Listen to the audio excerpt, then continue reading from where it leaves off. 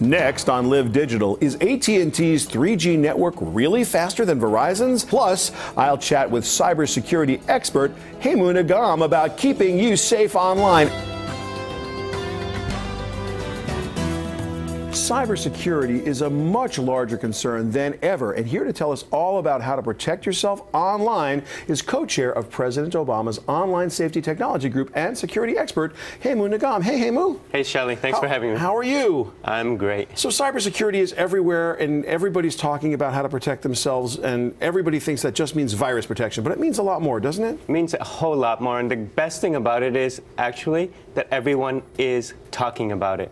And I have to tell you, when we say a whole lot more, what I'm thinking about is we have to be a little bit more scared of our friends online than we are today. Wow, just because I'm not paranoid doesn't mean that everybody's not after me? Exactly, and there's also medicine for that. Oh, wow. Okay, so why would I want to be afraid of my friends online on Facebook? Because I'm really not that scared of them, should I be?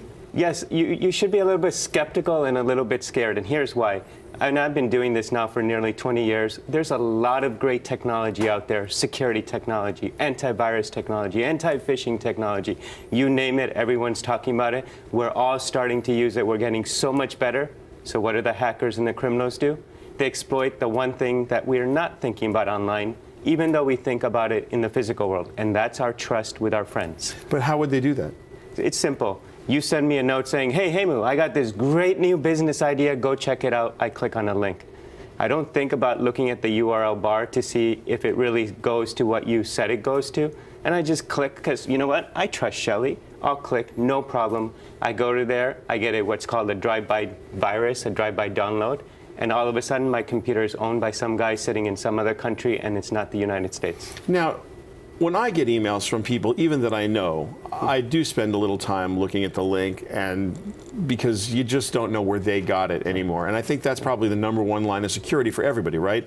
If don't click on anything you don't understand, or don't click on anything that you're really not sure about where you're going. But how would someone who is not as vigilant, are there tools that people can use, or what is the right method for somebody who's just not super technical, who doesn't know how to read a URL and understand if it's good or bad? What can people do who are just normal people? Well, the first thing starts just like in our real world, lock your doors. So what do? You put in anti-phishing software. #2, antivirus software. #3, turn your firewall on. And #4, and probably more important, because a lot of times people do the first 3 and they don't bother with the 4. When you get that security update and you have a choice, update now, remind me later. What do we all do? And I know, Shelley, when you're busy, you do it like I've done it. A lot of people do, yeah. You hit remind me later. And what are you actually doing? You're saying to the hacker, hey, guess what? I know, you know, there's a hole in my house, in my computer, because that really is my life right now.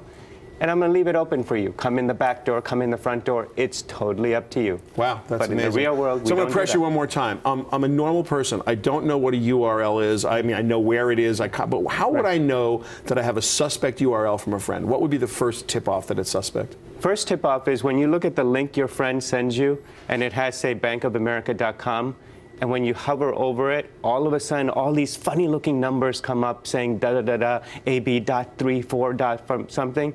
There's something wrong with that link. It doesn't say bankofamerica.com. It probably isn't Bank of America or any company. Hemu, thank you. Nigam, you are always a pleasure to talk to, and great advice as usual.